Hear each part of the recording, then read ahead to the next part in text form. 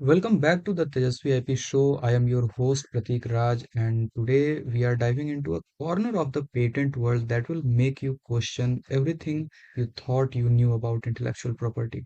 We are talking about patents, but not the cute, wholesome kind you might imagine. I am talking about patents for dog chastity belts and artificial dog testicles. Yes, you heard that correctly. Both of these are real, granted patents that someone thought were important enough to protect. And here is the crazy part. One of these bizarre inventions actually became a multi-million dollar business. Let me tell you this wild story. So let's start with the dog chastity belt because honestly, where else would you start with a topic like this? This patent exists because someone somewhere looked at their dog and thought, you know what this animal needs? Chastity belt. And then they went through the entire process of designing it, building prototypes, filing patent paperwork, and paying government fees to protect this idea. The patent describes a device designed to prevent unwanted mating in female dogs. Now, from a technical perspective, this actually makes sense. Pet owners who don't want their dogs breeding but also don't want to spay them immediately might need a temporary solution. The inventor saw a genuine problem and created a mechanical solution. But here is what's fascinating from an IP perspective. This patent had to pass the some rigorous examination process as any other invention. The patent examiner had to sit down, study the technical drawings, evaluate the claims, and officially determine that yes, this dog chastity belt was sufficiently novel and non obvious to deserve protection. Now let's talk about the artificial dog testicles because this story gets even weirder. The patent for testicular implant was filed by a man named Gregg Miller, and this is where things get really interesting. Miller noticed that many male dog owners were reluctant to neuter their pets because they felt bad about the appearance afterward. So he invented Nuticle's artificial testicular implants for dogs. And here is the kicker. Miller didn't just get a patent and call it a day. He built this into a legitimate business empire. Nuticles become a real product that veterinarians actually use.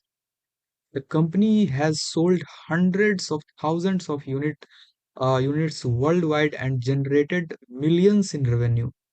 Think about that for a moment.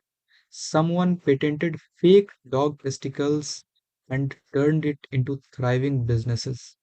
This is the power of intellectual property protection when it's applied correctly. From a patent strategy perspective, Miller did everything right. He identified an undeserved market. Pet owners who wanted their dogs neutered but were concerned about appearance. He developed a technical solution, biocompatible implants designed specifically for canine anatomy. He protected his invention with patents, which gave him exclusive rights to manufacture and sell the product. Then he built a business around it. But here is what really blows my mind about these patents. They reveal something profound about how innovation actually works in the real world. Most people think patents are only for high tech inventions, medical breakthroughs, or complex industrial processes.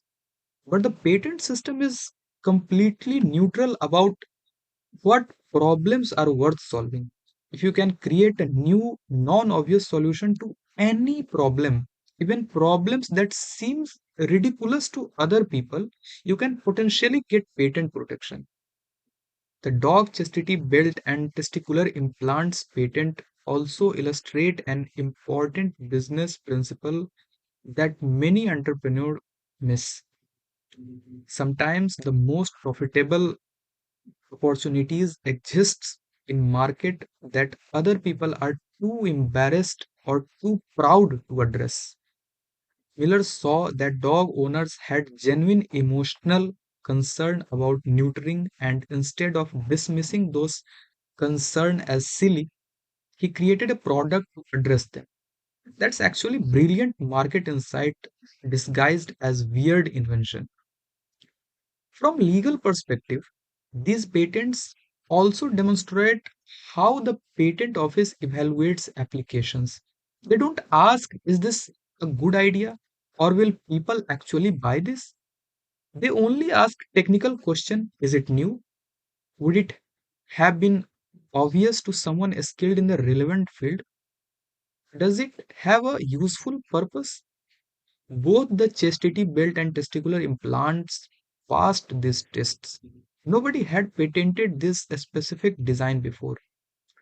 A veterinarian or pet product designer wouldn't have immediately thought of this exact solutions. And both products clearly serve their intended function. This raises an interesting question about modern patent strategy. Are there obvious problems in your industry that everyone ignores because they seem too weird, too niche, or too uncomfortable to address? Those might be exactly the problems worth solving and patenting. The pet patent phenomenon also shows how patent protection can create unexpected competitive advantage. Because Miller had patent protection on nuticles, competitors couldn't simply copy this product. They had to develop their own design, which give him years of market exclusivity to build his brand and customer base. After here is something most people don't realize. Both of these patents have probably expired by now, which means that technology is in public domain. Anyone could legally manufacture dog chastity belt or testicular implant based on this original design. Though I suspect the market might be a bit crowded at this point. So, what the lesson from dog chastity belt and artificial testicles? Sometimes the weirdest patent teach us the most important lesson about innovation and business strategy. So don't be afraid to tackle problems that other people think are too strange or too small to matter. The patent system doesn't judge, it just protects, and sometimes those weird problems that nobody else wants to solve turn into $1 million opportunities. That's all for today's episode of the Tejswi IP show. I am Pratik Raj and I'll see you in next another journey into bizarre world of intellectual property. Until then, remember innovation happens everywhere, even in the pet aisle. Have a good day.